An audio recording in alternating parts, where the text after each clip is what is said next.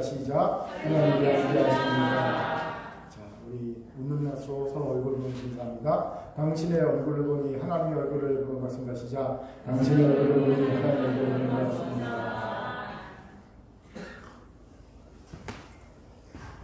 자, 저를 주목해 주시기 바랍니다. 논어에 보면 익자 사무, 손자 사무라는 말이 있습니다. 공자와 유익한 친구 세 부류와 해가 되는 친구 세 부류가 있다는 겁니다. 소개하면 익자 사무는 첫째, 정직한 사람, 둘째, 신의가 있는 사람, 셋째, 견문이 많은 사람입니다. 반면 손자 사무는 첫째, 아첨하는 사람, 둘째, 줏대 없는 사람, 셋째, 겉으로 친한 척하고 성의가 없는 사람입니다. 이거를 보고 과연 내게 익자 사무는 누구이고 손자 사무는 누구일까를 생각해 봤습니다. 감사하게도 제게는 익자 사무는 있어도요, 손자 사무는 없더라고요. 생각해보니 너무 당연한 일이 아닌가 싶기도 했습니다. 왜일까요?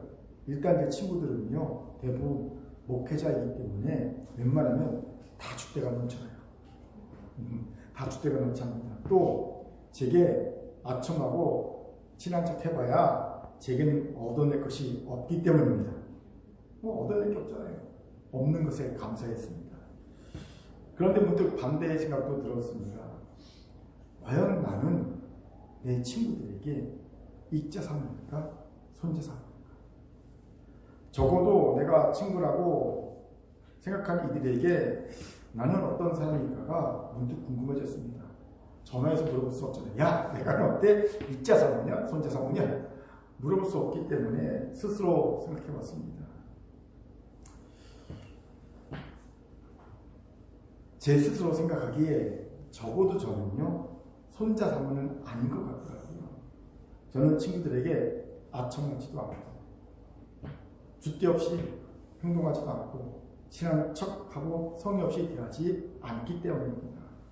대신 솔직하게 익자 사무인지 잘 모르겠어요. 친한 친구에게도 항상 정직한 것은 아니기 때문입니다.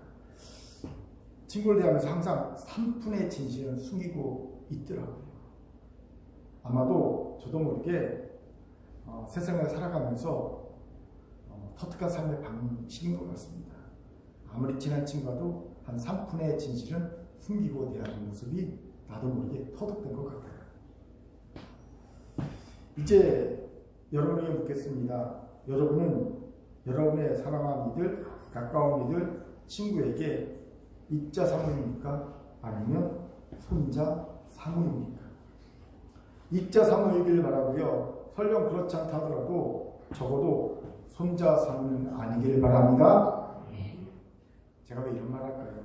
우리는요, 사람에게 대하는 모습 그대로 하나님을 대하기 때문에 이것이 무엇입니다. 우리가 요즘 뼈저리게 느끼는 것이 있지, 온 국민이 뼈저리게 느끼는 것이 있습니다. 뭔지 아세요? 들을 귀는 잔 들으십시오. 안에서 새는 바가지, 바깥에서 샌다. 느끼잖아요. 우리가 평소 사람을 대하는 모습 그대로 우리는 하나님을 대합니다. 사람에게는 잘하지 않습니다. 그런데 하나님께 잘할 수 있다? 거짓말이에요. 우리가 사람에게 대하는 그 모습 그대로 사실 하나님께 대합니다. 그 대표적인 예가 뭐냐면요, 부모를 대하는 모습입니다. 보이는 부모님을 잘 대하지 못하면서 보이지 않는 하나님을 잘 대할 수 없다라고 성경은 말씀하시지요. 그렇게 우리는 부모를 대하는 모습을 보면서 우리가 하나님을 대하는 모습을 미뤄 짐작할 수 있어요. 내가 지금 하나님을 어떻게 대하는가? 여러분, 정확한 그 모습은요, 여러분의 부모님을 대하는 모습을 보면 돼요. 이렇게 대하고 있구나, 하나님. 미뤄 짐작할 수 있습니다. 그렇게 이제 우리 서로에게 익자 사무가 됩시다. 그래서 우리를 친구라 불러주신 예수님께도 익자 사무가 되길 바랍니다. 이런 큰 교회 성도가 되기를 주의 이름으로 축원합니다. 아멘. 자, 저를 따릅시다. 친구에게도 하나님께도 얼굴을 보면서 익자사모가 됩시다. 시작. 익자사모가 됩시다. 이런 우리에게 오늘 본문이 귀한 동차를 주지요. 왜입니까? 본문에서 바울은 마가 요한을 향해, 이게 마가는요 헬라식 이름이고요, 요한은요 히브리식 이름입니다. 그래서 마가라도 성경에 많이 나오죠. 마가 요한을 향해 그가 나의 일에 유익하다고 말해주고 있기 때문입니다. 우리 같이 본문을 힘있게 읽겠습니다. 같이 읽죠. 시작. 누가는 나와 함께 있느니라. 내가 올 때 마가를 데리고 오라. 그가 나의 일에 유익하니라. 아멘. 디모데후서는 바울이 생전에 쓴 마지막 서신입니다. 이제 곧 순교를 당해 하나님의 부르심을 받을 것이 예견되고 있던 바울은 사랑하는 영적 아들 디모데에게 마지막 권면을 하게 디모데 후서를 쓰지요. 이 마지막 권면을 마치면서 몇 가지 개인적인 부탁을 합니다. 그중 하나가 오늘 읽은 본문이지요. 바로 마가 요한을 내가 올 때 같이 데리고 오라는 거예요. 이때 바울이 마가 요한에 대해 하는 말이 의미심장합니다. 마가 요한이 자신의 일, 즉 선교사에게 유익한 자라는 거예요. 이건 그냥 그런가 보다라고 넘어갈 말이 아닙니다. 왜입니까? 바울과 마가 요한 사이에 얽힌 옛 과거가 만만치 않기 때문이지요. 아마 많은 분들이 아실 겁니다. 바울이 바나바와 함께 제1차 전도여행을 떠날 때 바나바는 자신의 조카 마가 요한을 대동했지요. 이 마가 요한은요, 예수님께서 마지막 만찬을 베푸셨던 예루살렘 성 안에 그 다락방, 그 다락방집 주인 아들입니다.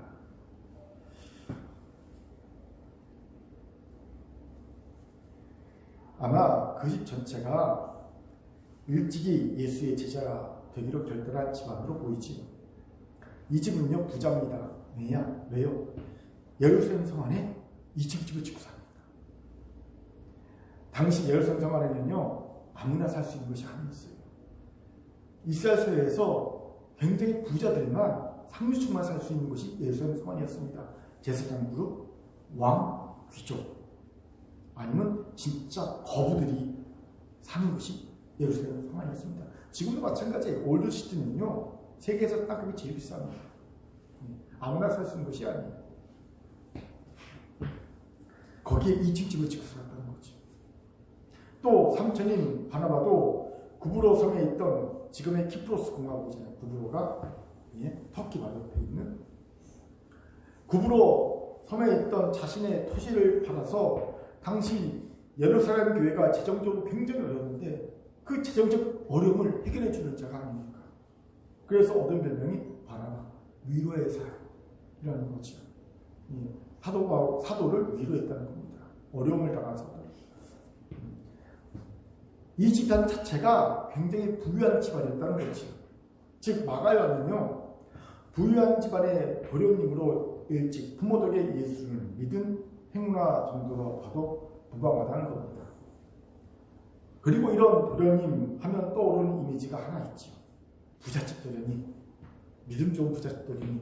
뭐가 떠오릅니까? 맑고 밝고 해맑고 순진하고 호기심 많은 사람 착한, 하지만 끈기는 없는 도련님이 생각나지요. 마가 요한이 딱 이런 도련님이 아니었나 싶습니다.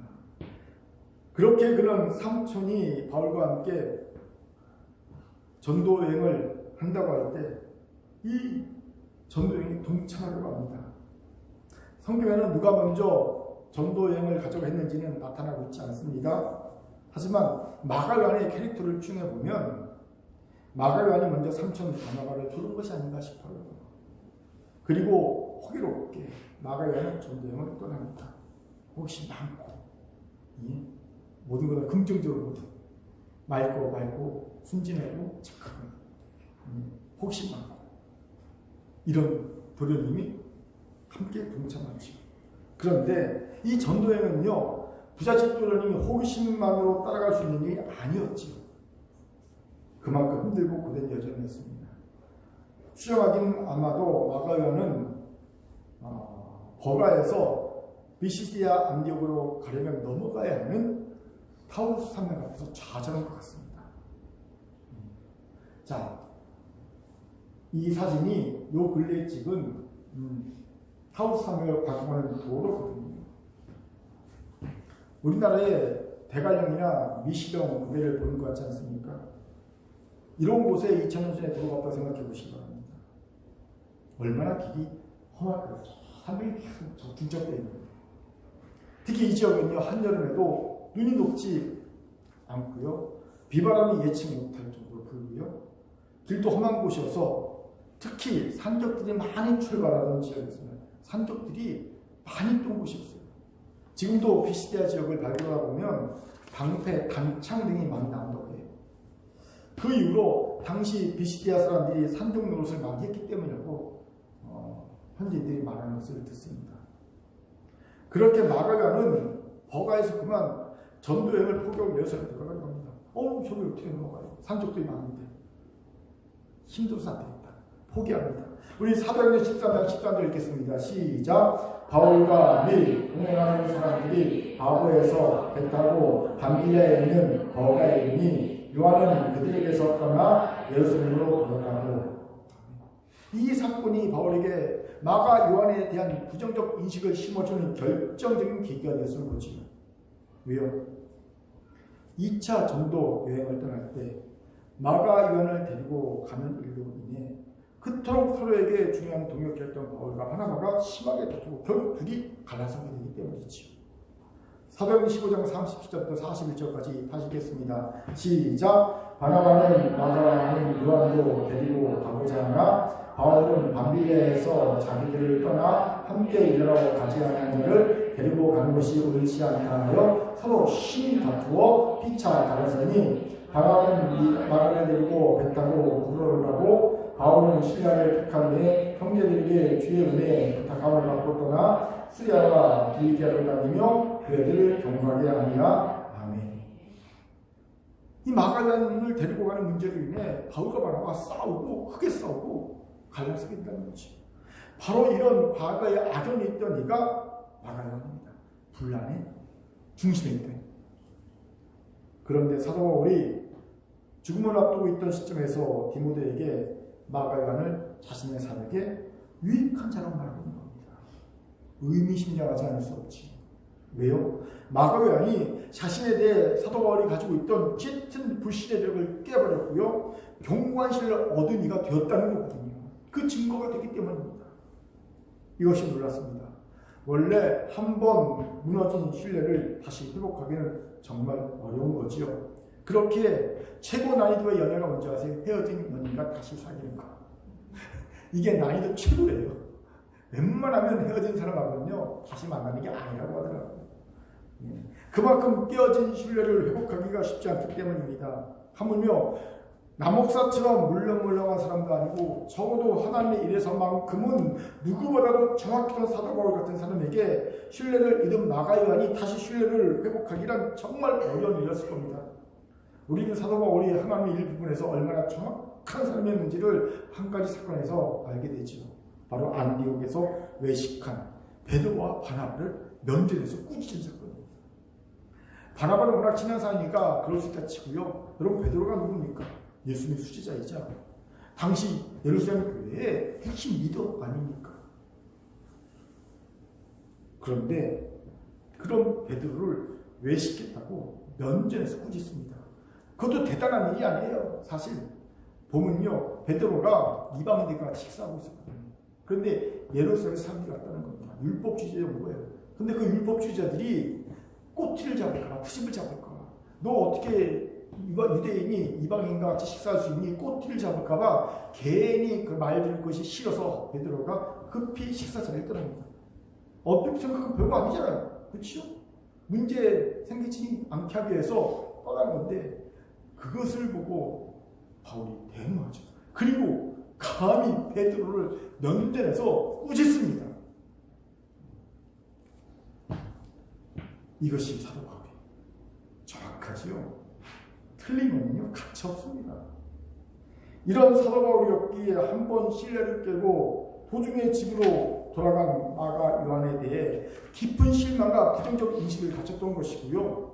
이것을 풀지 못해 이 부정적 인식의 마음을 풀지 못해 평생의 은인 바나바와 그리고 평생의 동역자인 바나바와 결국 크게 싸우고 각자 개성의 길로 간 것 아니겠습니까?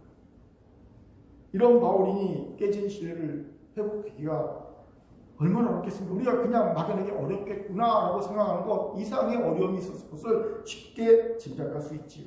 그런데 그 어려운 일을 마가요한이 해냈다는 거예요.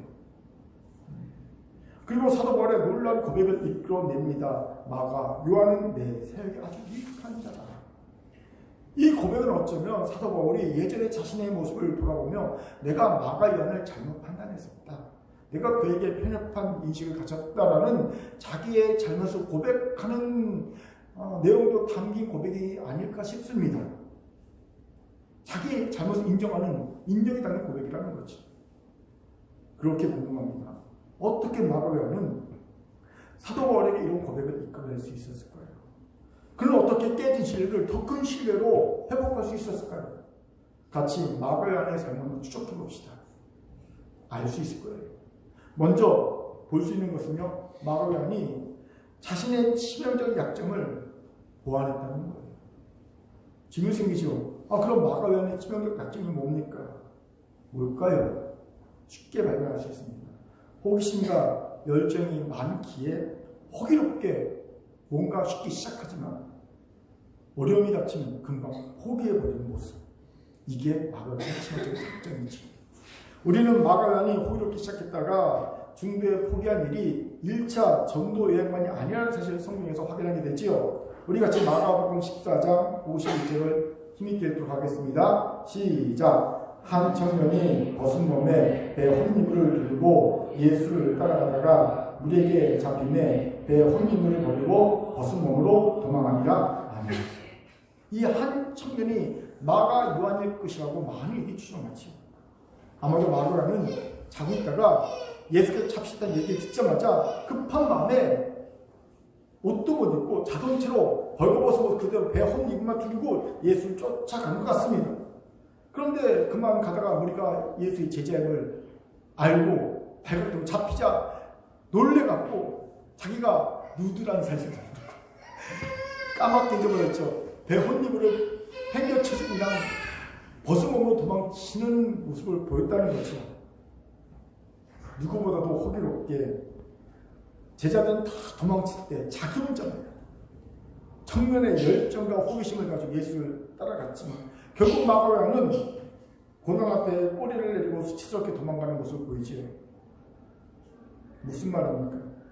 호기심과 열정이 많기에 호기롭게 시작했다가 어려움이 닥치면 금방 꼬리를 내리고 포기하는 것이 치명적 약점이었다는 겁니다. 여러분, 한 번은 실수지만 두 번은 실력이잖아요.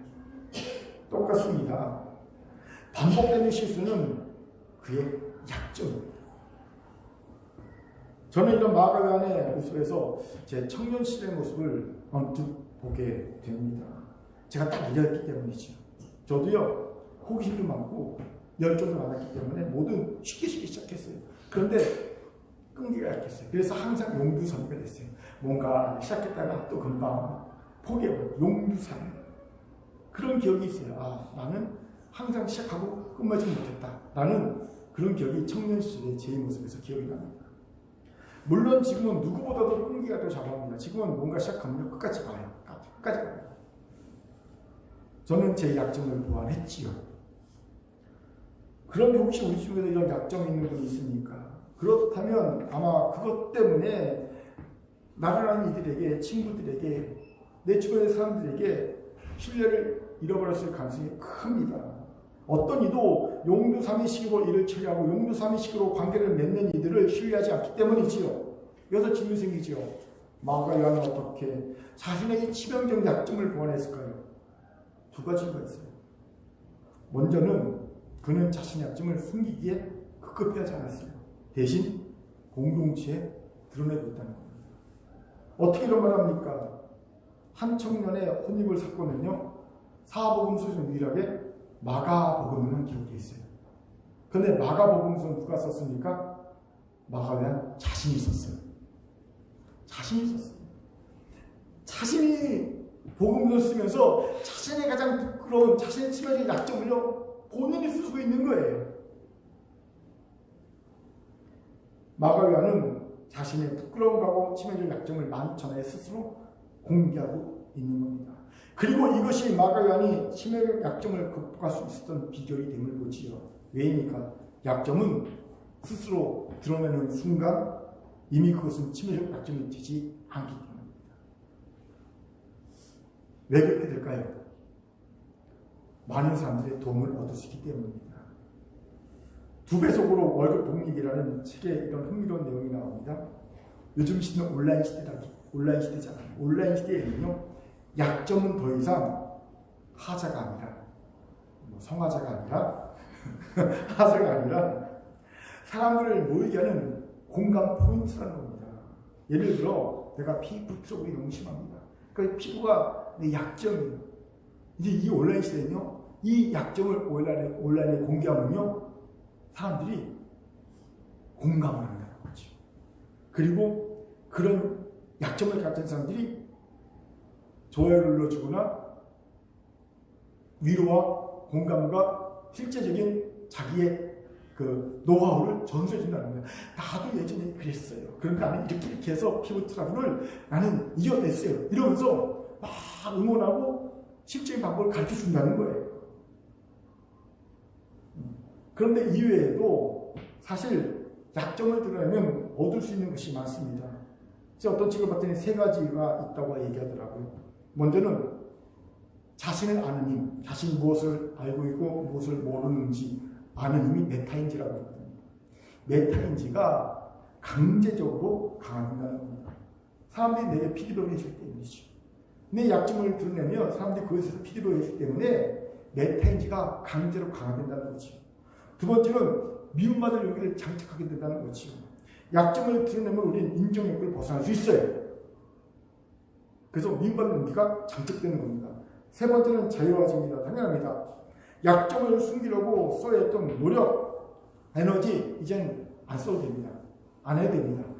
얼마나 홀가분해지겠습니까? 자유를 느끼는 겁니다. 그렇게 약점을 극복하고 싶다면 약점을 숨기는 것이 아니라 사실은 드러낼 수 있어야 합니다. 그런데 여전히 우리는 약점을 숨기기만 급급해야 한다는 거죠. 아십시오. 이러면 절대 그 약점 극복될 수 없습니다. 오직 스스로 드러낸 약점만이 극복될 수 있고요. 장점이 될 수 있다는 거예요. 2번째는 마가 요한은요, 자신의 약점에도 위축되지 않았다는 거예요. 그 증거가 뭡니까? 그 사단이 났음에도 다시 바나바와 선교여행을 떠났다는 겁니다. 여러분의 마가 요한의 입장으로 한번 생각해 보세요. 삼촌과 평생의 동역자로 갈 것 같았던 사도 바울이 자신 때문에 삼촌과 크게 싸우고 갈라섰습니다. 여러분, 그러면 여러분이라면 삼촌과 함께 선교여행을 떠날 마음이 생기겠습니까? 저 같으면요, 그 마음이 싹 사라질 것 같아요. 내가 분란의 중심에서 나 때문에 삼촌하고 사역자가 싸웠어요. 평생의 동역자 싸웠어요. 그리고 각자 갈라졌습니다. 그러면요, 무슨 마음이 듭니까? 일단 정죄 자체가 마음에 들죠. 그리고 자존감이 팍 떨어집니다. 낮은 자존감이 들 겁니다. 내가 무슨 이런 분란의 그 중심에 있는 내가 나 때문에 싸우게 하는 건데 내가 무슨 선교야. 나는 그냥 집에 가서 일해야 되겠다. 그런 마음이 들 겁니다. 다 포기할 겁니다. 그런데 놀랍게도 마가 요한은 바나바와 함께 선교여행을 떠납니다. 물론 그 과정에서 왜 고민과 갈등이 없었겠냐면은 결국 그는 떠납니다. 위축되지 않았다는 겁니다. 이것이 중요합니다. 만일들이 자신 약점 때문에 공동체 문제가 생기면, 내 어떤 실수 때문에, 내 어떤 잘못된 행동 때문에 공동체에 분란이 생기고 문제가 생기면 바로 위축됩니다. 자책합니다. 그리고 자존감이 급격하게 떨어집니다. 그 다음 수순이 뭘까요? 조용히 저를 찾아서, 목사님, 저는 이제 모든 직에서 물러나겠습니다. 책임을 지고 물러나겠습니다. 그런다는 거지. 이게 많이 봤던 모습입니다. 그러니까 보통 삶의 모습이에요. 내 약점 때문에, 내 실수 때문에 분란이 생기고 문제가 생기면 자책하고 자존감이 뚝 떨어져서 그냥 그 자리를 놓고 조용히 물러나겠다고 하는 것이 보통 삶의 모습입니다. 그런데 아십시오. 이러면 결코 약점을 극복할 수 없습니다. 약점을 극복하려면 실수했어도 실패했어도 다시 도전해야만 합니다. 그래서 성공을 누려야만 합니다. 그렇지 않고 위축해서 더 이상 도전하지 않으면 그 약점은 평생의 약점을 남게 되는 거예요. 우리 큰 교회가 작년 청량년 추석교인 100명의 목표를 놓고 애썼지만 도달하지 못했잖아요. 여러분 다시 2023년에도 이것에 도전하는 이유가 여기에 있습니다. 그냥 놔두면 이건 우리 큰 교회와 성도들의 약점으로 영원히 남는 거예요. 그러니까 다시 도전하는 거예요. 이를 위해 약점에 익숙해지 마십시오. 약점이 없는 일은 없습니다. 그리고 드러난 약점은요 이미 치명적인 기억이 안 됩니다. 오히려 우리가 두려워하는 잠재적 위협, 누구처럼 에너미가 아니라 적이 아니라 잠재적 위협은요 도리어 우리의 장점일 수 있어요. 자, 생각해보세요. 우리의 신앙생활을 돌이켜보면 유혹이 약점에서부터 오는 것이 아니라 도리어 우리의 장점에서 왔다는 사실을 깨달을 때가 있을 겁니다. 마치 공작새와 같습니다. 수컷 공작새가 암컷 공작새를 유혹하기 위해서 뭐랍니까? 날개를 쫙 펴죠. 얼마나 아름답습니까? 수컷 공작새가 날개를 피면 정말 아름답죠. 그런데 아시기 바랍니다. 그때가 수컷 공작새가 가장 위험할 때. 왜냐하면 그때 포식자들에게 발각돼서요 목숨을 잃을 위협이 가장 높기 때문입니다. 그의 장점이 사실은 그의 약점입니다. 홀로 먼저 보십시오. 그의 장점이 뭡니까? 지혜죠. 지식이죠. 그는 누구보다도 지혜롭고 누구보다 지식이 많았습니다. 그런데 그는 그 지혜와 지혜를 가지고 도리어 죄를 신성하게 여깁니다. 우상숭배를 가볍게 여깁니다. 그 지혜와 지혜를 가지고 인간적 방법으로 나라를 부강하게 만듭니다. 혼인 정책을 펴서 1000명이 넘는 아내를 건드렸죠. 왜요? 다 그 혼인하면서 평화를 누린 거예요. 왕과 혼인하고 왕의 딸과 혼인하고 지방 호족의 자녀와 혼인하고 혼인 관계로 평화를 누린 겁니다. 마치 고려 왕건처럼. 인간적 지혜와 지식으로 그는 평화를 누리고 나라를 부강하게 만듭니다. 그 때문에 결국 나라가 두 쪽으로 갈라진 원인을 제공하게 되지요. 그의 장점이 그를 무너뜨렸을 겁니다. 그렇게 사실 우리가 진짜 극복해야 할 것은요, 잠재적 위협으로 봐야 할 것은요, 우리의 약점이 아니에요. 약점은 드러내고 다시 도전하면 극복되는 거거든요. 약점은요, 사실 쉬워요. 드러내고 도전하면 극복되는 게 약점입니다. 진짜로 우리가 극복해야 할 잠재적 위협 요소는요, 우리의 장점입니다. 장점이라는 사실 우리가 기억해야 합니다. 저는 저를 보면서 이걸 느낍니다. 제 얼굴에 스스로 금칠하는 거겠지만 제가 말씀의 은사가 있고요. 신학적 통찰력이 사실 기타 목사들보다 깊습니다. 이게 제 장점이에요. 그렇게 저는요. 죄송하지만 어떤 죄도 신학으로 말씀으로 인문학으로 심리학으로 합리화시킬 수 있는 능력이 있어요. 무슨 죄를 져도요. 다 합리화할 수 있습니다. 말씀으로 신학으로. 제 장점이 제 약점인 거예요. 그래서 죄를 심상히 여길 수 있다는 거죠. 저도 제 장점을 극복해야 할 자라는 사실을 깨닫게 됩니다. 그렇게 살아가는 근거에 성도 여러분, 약점을 극복하기만 합니까? 드러냈다면 이제 위축되지 마시고 다시 도전하시기 바랍니다. 될 때까지 하세요. 그러면 됩니다. 도리어 우리가 진짜 조심해야 할 것은요, 자신의 장점임을 알기 바랍니다. 장점을 극복해야만 잊지 마십시오. 이게 잠재적 위협 요소가 될 수 있다는 거예요.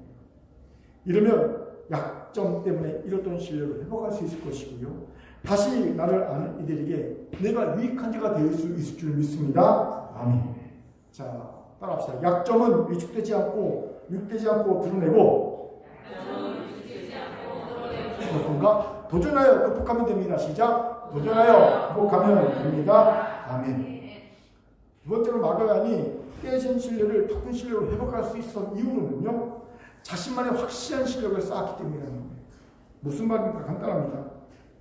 마가요한만큼 감옥에 있던 말년의 사도 바울에게 실제적으로 유용한 이도 없었기 때문이죠. 왜입니까? 그는 부자 집도라는 걸 잘 자랐기 때문에 교육을 잘 받았어요. 그래서 어학 실력과 문장력이 뛰어난 사람이 마가요한이었습니다. 그는 사도 바울처럼 히브리어, 아람어, 헬라어, 라틴어에 정통의 손을 봅니다. 마가요한은 이런 뛰어난 어학 실력과 문장력으로 스승 베드로의 이야기를 듣고 마가복음서를 쓰지 않습니까? 마가복음서를 쓴 게 마가잖아요. 베드로의 이야기를 듣고 쓴 거예요. 그래서 마가복음서 또 다른 이름이 뭔지 아세요? 베드로 복음서입니다. 마가복음서를 다른 사람은 베드로 복음서라고 얘기를 해요. 이런 마가 요한이 사도 바울에게 이보다도 유익한 이가 없었던 겁니다. 실제로 로마까지 선교여행을 넓혀가던 바울은 베드로의 영적 아들이 되어서 베드로의 통역자가 역할하고 베드로의 대필자 역할을 했던 마가 요한에게 도움을 청한 적이 있어요. 당시 마가 요한이 베드로의 옆에 딱 붙어서 통역도 해줘. 베드로는 어학 능력이 없잖아요. 그러니까 베드로의 통역자 역할도 해주고 베드로에게 또 헬라 편지 써야 되는 베드로에게 제가 헬라 편지 써주고 이게 대필자 역할을 해줬거든요. 되게 유명했습니다. 그래서 그 소식을 듣고 바울이 마가 요한에게 도움을 청한 적이 있어요. 라틴어와 헬라어에 능통한 마가 요한의 탁월한 언어적 감각이 필요했던 거죠. 사도 바울도 잘했지만 마가 요한은 더 탁월했던 것 같습니다. 이것 때문에 바울과 마가 요한이 함께 감옥에 갇힌 적이 있어요.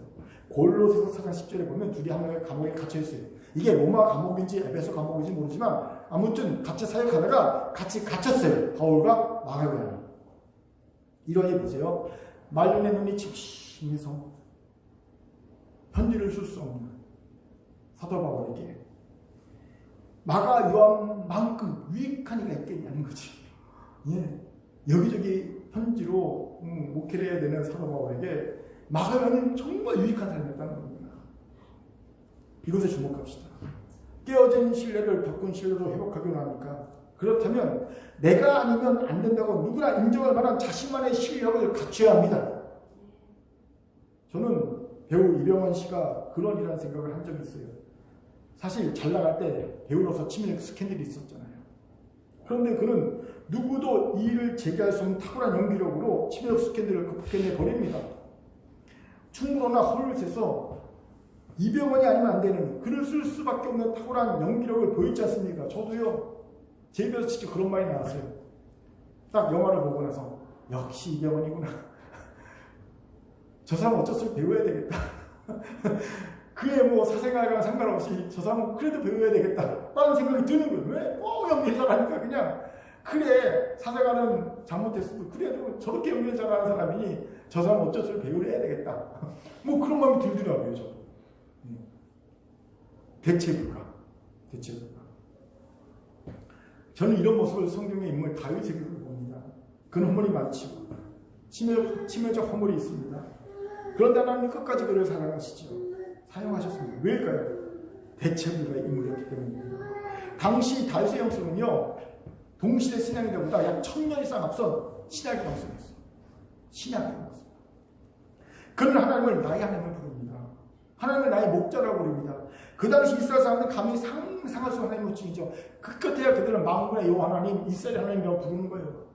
무서워서 하나님께 직접 나가지도 못합니다. 하나님 이름을 부르고 기도하지도 못해요. 그런 시대에 다윗은 나의 하나님, 나의 목자 하나님, 심지어는 아버지라고 부르죠.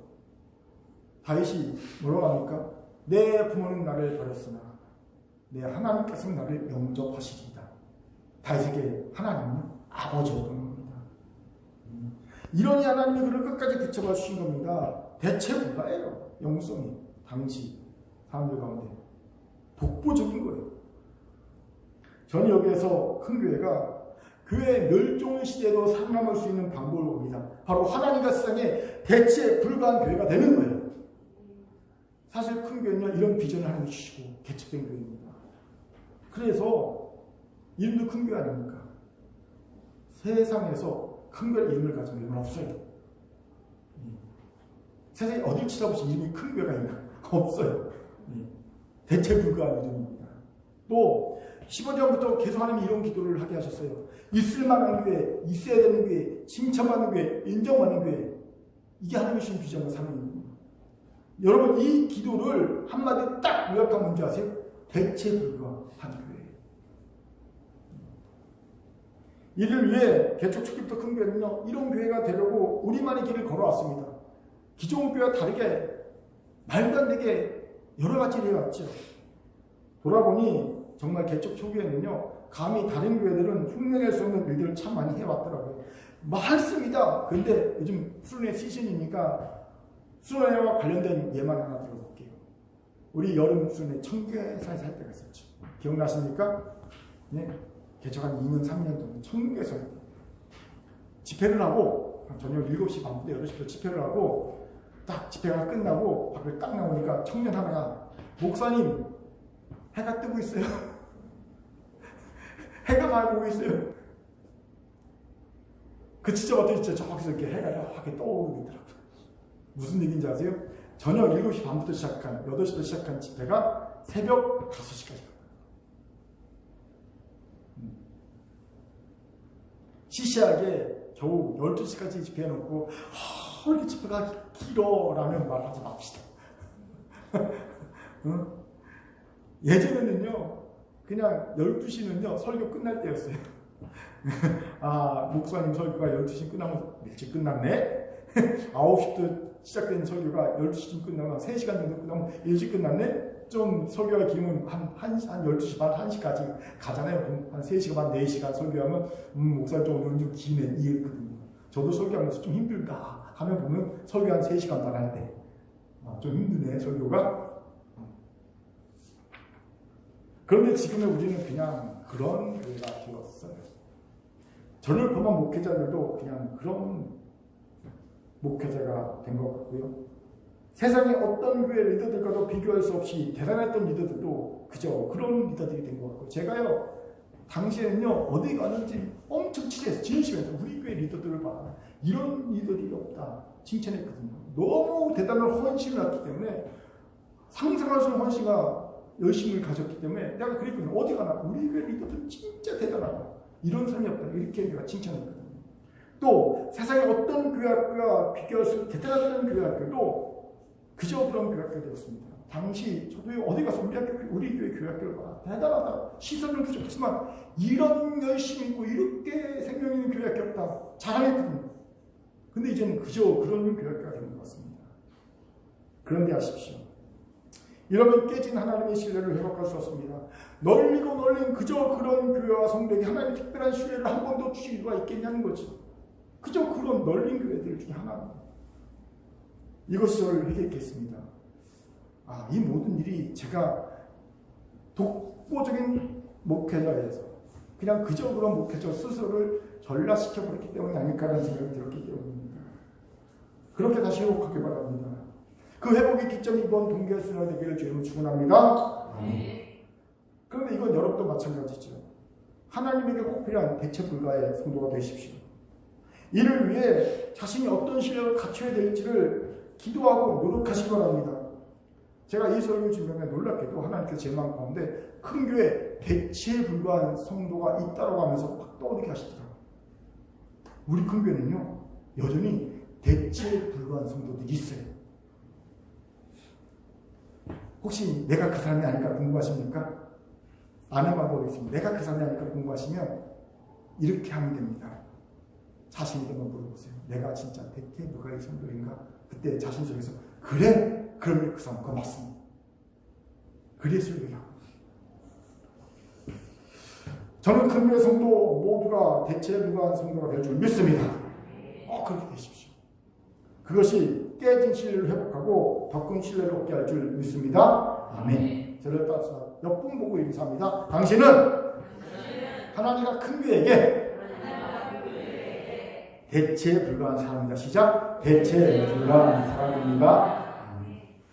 마지막으로 마가요한이 사도 바울에게 유익한 죄로 반전의 평가를 받으며 깨진 신뢰를 더 큰 신뢰로 회복할 수 있었던 이유로는요 자신을 돌아볼 줄 알았기 때문이라는 거예요.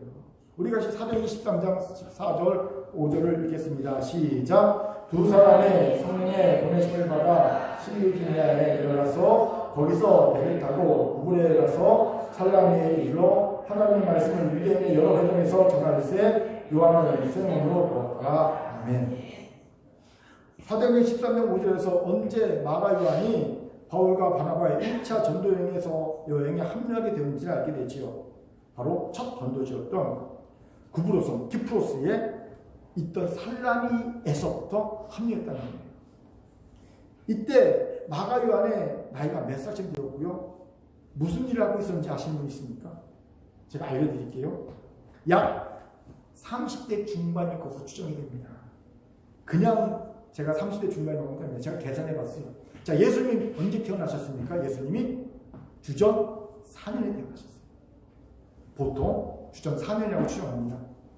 그리고 33살의 나이에 돌아가셨잖아요. 그러니까 주 29년에 돌아가신 거예요. 그렇죠? AD 29년에 돌아가셨어요.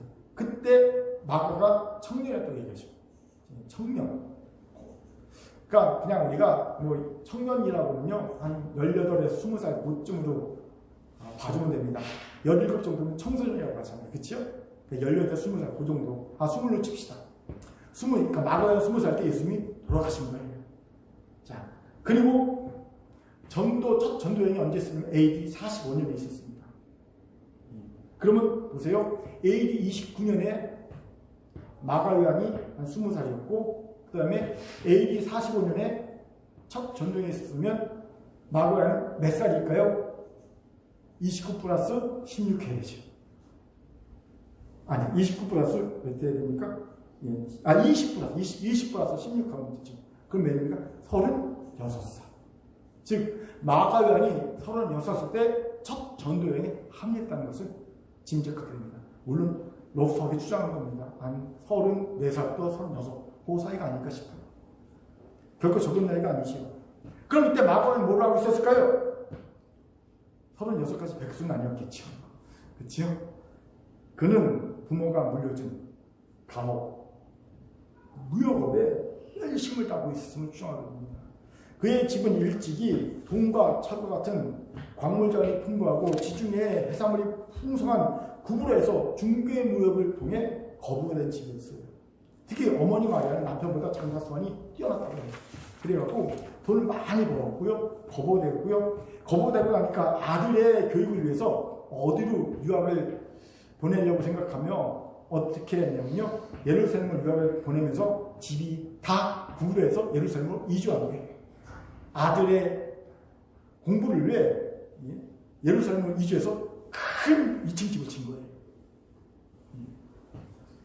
여러분, 당시 예루살렘 성 안에 최소 다락방에 110명에서 최대 500명까지 수용할 수 정도의 집을 지을 수 있는 정도라면요, 이건 거부거든요. 마라의 다락방 한번 가보세요. 지금도 있어요. 마라의 다락방. 지금 들어가도요, 오, 대단한데 2000년 전 이렇게 졌단 말이야? 그런 집이에요. 그걸 졌다는 거지. 엄청난 제약가 있지. 바로 이런 가업을 물려받은 마가 요한은요, 열심히 예루살렘과 구브로를 오가며 중개 무역을 했을 가능성이 높습니다. 열심히 돈을 벌고 있었다는 거예요. 36 정도면요, 아주 전성기로 돈을 벌었겠죠. 열심히 돈을 많이 벌었을 겁니다. 이런 마가 요한에게 누구보다도 구브로에 인맥이 넓을 거니까, 사업가니까. 예, 자기 나와버리잖아요. 구브로에 인맥이 넓고요, 구브로에서 환합니다. 지리가 환합니다. 그걸 능히 짐작할 수 있어요. 그렇기에 바나바 바울은 마가가 전도여행에 참여하고자 할 때 흔쾌히 허락한 겁니다. 부자다. 거부에다가 또 인맥도 넓겠다. 구브로 쓰면 지금 전달려고 하는데 구브로의 인맥이 넓겠다. 그리고 지리도 환하겠다. 이만한 가입이 나오죠. 아마 마가 요한은 가벼운 마음으로 삼촌이 구브로 섬 전도 여행을 한다고 하니까 가이드 역할을 자청한 것 같습니다. 삼촌, 구브로 섬이라면 내 나발이에 제가 인도할게요. 내가 아는 사람 다 있어요. 지리도 제가 훤해요. 제가 경제도 지원해 주세요. 삼촌, 제가 가이드 할게요. 그리고 자청하고 가벼운 마음으로 나선 것 같습니다. 그런데 문제는 바울이 마가 요한에게 원하는 것은요, 일시적인 가이드가 아니었어요. 그는 평생의 동역자로 했던 거죠. 그것이 마가 요한에게는 부담이 되었을 것이 능히 짐작이 되죠.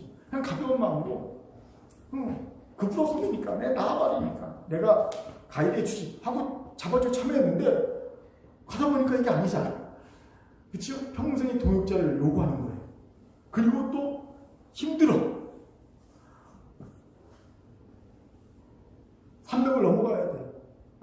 우주로 해안가를 가면 되는데 굳이 빨리 가야 되고 산맥을 넘어가야 되는데 근데 그 산맥에 산적들이 우글우글해. 뻔히 잘 알아. 왜 위험을 자초하지? 그리고 보니까 이 전도단의 리더가 삼촌이 아니라 바울이야. 기분 나빠. 우리 삼촌도 아니고 바울이 리더야. 내가 이걸 굳이 가야 되나? 이런 마음도 들었을 겁니다. 결국 이런 여러 가지 일들이 중첩해서 그는 중간에 선교를 포기하게 되죠. 그의 나이 36살 때입니다. 그리고 5년이 지났고 41살이 될 때, 이때 사도 바울과 바나바가 2차 전도여행을 준비합니다. 마가야 41살 때. 이 소식을 들은 마가야는 자발적으로 2차 전도여행에 참여하고자 하죠. 이유가 뭘까요? 이때쯤에 그는 돈도 이제 벌만큼 모았어요. 엄청 벌었을 겁니다.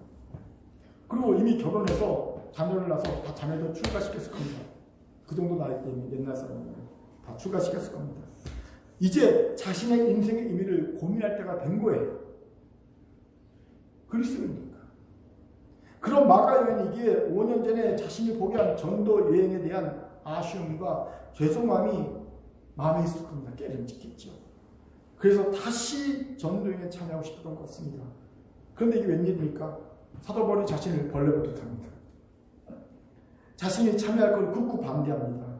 이것으로 인해 삼촌 바나바와 사도 바울이 몇 번 싸우고 갈라진 일이 벌어진 거예요.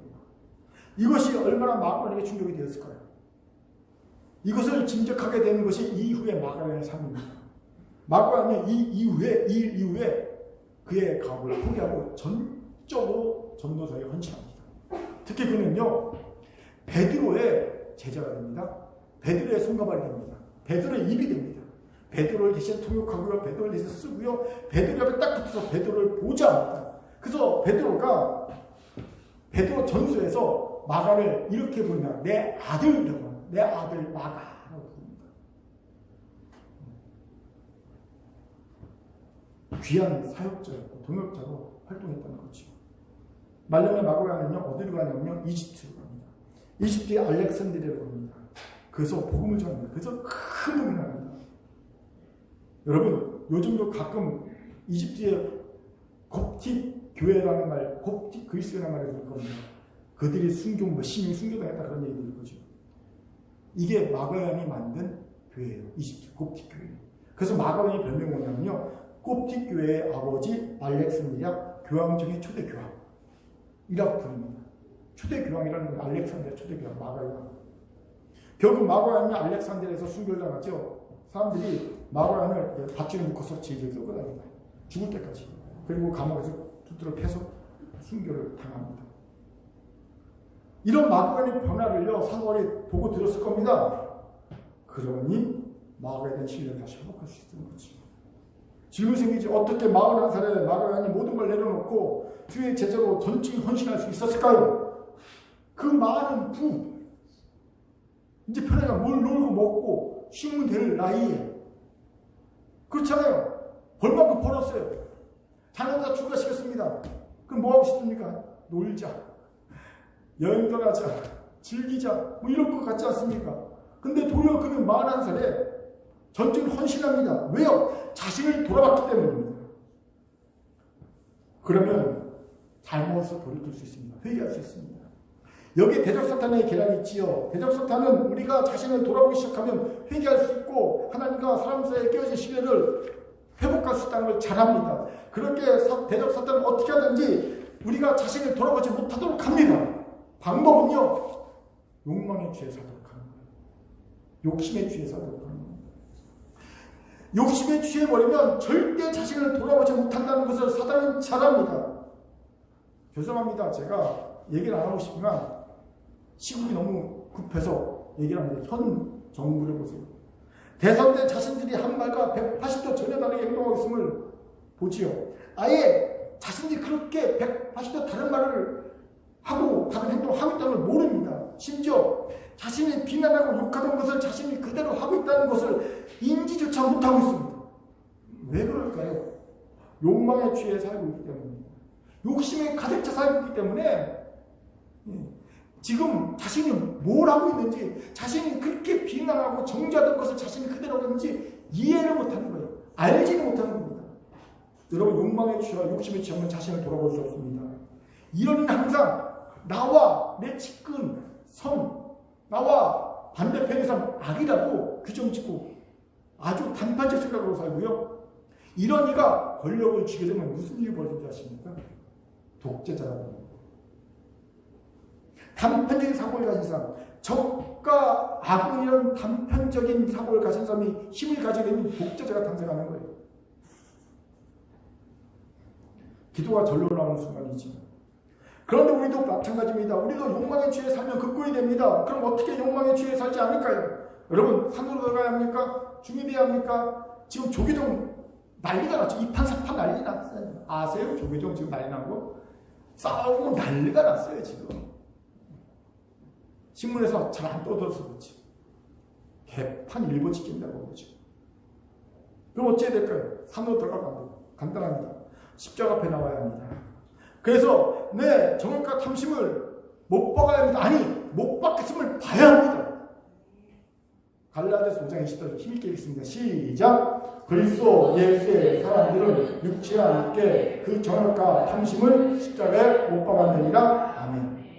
여러분, 이것 외에는 욕망에 취한 삶에서 벗어날 방법이 없습니다. 그렇게 사랑하는 교회 성도 여러분, 십자가 앞에 나오십시오. 그래서 확인하십시오. 내가 그리스도인이 되는 순간 내 정과 탐심을 이 십자가를 못 받겠다는 사실을 보세요. 확인하세요. 인정하세요. 고백하세요. 선포하세요. 그러면 욕심에 취한 삶에서 벗어나요. 깰 겁니다. 술 깨듯이 확 깰 겁니다. 정신이 번쩍 들 겁니다. 아, 내가 이렇게 살면 안 되겠구나. 내가 내 욕심과 탐심에 이끌려 살면 안 되겠구나 라는 것을 깨닫게 됩니다. 큰일 났구나. 이거 알게 되는 거예요. 그리고 자신을 돌아보게 되니까 삶의 의미, 가치를 깨닫게 되고 바꾸게 됩니다. 당연히 그는 하나님과 사람에게 깨진 신뢰를 더 큰 신뢰로 회복하는 귀한 삶이 되는 겁니다. 오늘 이 결단을 우리에게 있기를 바랍니다. 아멘. 자, 저를 따라서 십자가에 욕망을 못 받고 옆으로 인사합시다. 자기를 돌아봅시다. 시작. 자기를 돌아봅시다. 이제 말씀 마치죠. 오늘은 설날이고요. 설 연휴지요. 모처럼 가족들이 모여 위로와 격려를 주고받으며 사랑을 확인하는 기간입니다. 말로는 그렇다는 거예요. 그런데 현실은요, 정반대죠. 뉴스를 보니까 이런 기사가 나왔더라고요. 이 기사 제목입니다. 세대 패싱, 간절한 MG. 드릴 용돈을 얻고 받을 낯은 더 없고. 무슨 말입니까? 주요 한파 경제 위기에 세뱃돈 주고받기가 눈치가 보여서 MZ세대가 도망가고 싶다는 거야. 세배 패싱하고 세배도 안 받고 세배도 안 해고 그냥 너무 명절이 너무 힘들다는 거예요. 경제적인 어려움이 가족 간의 따뜻한 정과 사랑이 오고 가야 하는 설조차 피하게 만들고 있다는 거예요. 서로 안 왔으면 좋겠다. 그냥 넘어가면 안 돼? 이렇게 만들고 있다는 겁니다. 그런데 경제 요인만 그런 것이 아니죠. 모처럼 모인 가족끼리 위로와 격려가 아닌 판단, 정죄, 다툼, 갈등이 비일비재하게 나고 있지 않습니까? 그래서 꼭 갈무리 나는 가족들이 있죠. 왜냐하면 그동안 만나지 못했기에 풀지 못한 감정, 갈등이 딱 만나는 그 한 이틀, 3일 안에 다 풀어버리는 거예요. 예. 그래서 오히려 만나면 싸워. 술 한잔 먹고 싸워. 예. 네가 말이야 그러는데 형님이 말이야 그러는데 동서가 말이야 그러면서 싸워. 가슴 아픈 일이 아닐 수 없죠. 그러니까 MZ세대들이 고향 안 가겠다는 거예요. 그냥 혼자 있겠다는 겁니다. 돈만 보내고 선물만 보내고 안 갈 일이 계속 늘어나고 있다는 거죠. 가슴 아픈 일이지요. 이럴 때 우리가 마가 요한 같은 이가 될 수만 있다면 얼마나 좋겠습니까? 깨진 신뢰를 더 큰 신뢰로 회복하고 판단과 정죄와 갈등과 다툼이 아닌 화목과 사랑으로 변화하실 수만 있다면 이보다 더 귀한 일이 어디 있겠습니까? 저는 우리 큰 교회가 여러분이 꼭 이룰 수 있기 바랍니다. 비록 오늘은 그렇지 못했을지라도 도리어 오늘은 어릴 때의 마가 요한처럼 갈등과 분란에 원인을 제공한 이가 되어 있을지라도 지금 현재는 이번 해에는 내가 오히려 나 때문에 우리 집안에 갈등과 분란이 일어나고 있다 할지라도 마가 요한처럼 언젠가는 변화되어서 모든 가족들에게 너는 우리 가족에게 유익한 사람이야 라는 인정과 신뢰의 말을 듣는 우리가 되길 바랍니다. 이를 위해 오늘 말씀 기억하세요. 첫째, 약점에 익숙해지지 마세요. 도리어 약점을 빛내고 도전하여 극복하세요. 우리가 오히려 잠시 위협을 볼 것은 우리의 장점입니다.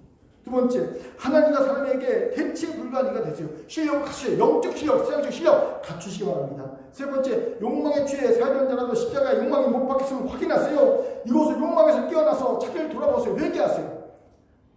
하나님의 말씀이었습니다. 아멘. 기도합니다. 사랑과 자비는 참으로 감사합니다. 하나님, 우리가 깨진 신뢰를 더 큰 신뢰로 회복하는, 그래서 사랑하는 이에게, 친구들에게, 가족에게 유익한 자가 되기를 원합니다. 하나님, 우리에게 그런 능력과 그런 지혜와 그런 힘을 성령으로 더하여 주옵소서. 이번 설이 하나님, 우리가 모든 가족을 유익하게 만드는 그런 설 되게 도와주옵소서. 감사드리며 예수님 이름으로 기도합니다. 아멘.